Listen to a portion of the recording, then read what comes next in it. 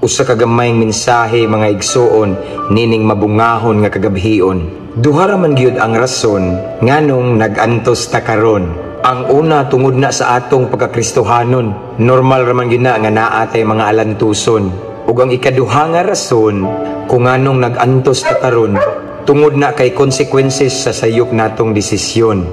Ato pagining mas klaruhon, mao kini ang duha ka mga posibleng rason kung nganong nag-antos ta karon. Una, ang balaang kasulatan nag-ingon, ang mosunod ni Kristo na ay cross nga pas-anon. So natural ra sa kinabuhing Kristohanon nga naa gyud tay mga alantuson, naa gyud tay mga bugat nga palas-anon, sigpit man gud ang dalan nga atong subayon. Sa uban ila paganitang biay-biayon ug ila patang pagatamayon, pakaulawan og lutuson. Apan normal ra na isip mga Kristohanon. Sa laing bahin pod mga igsuon, naapoy mga nag-antos karon tungod sa ilang sayok nga mga desisyon. Labi na kung kabalunan sila sa kamatuuran, pero ang pagpakasala ila gyud tuyuan.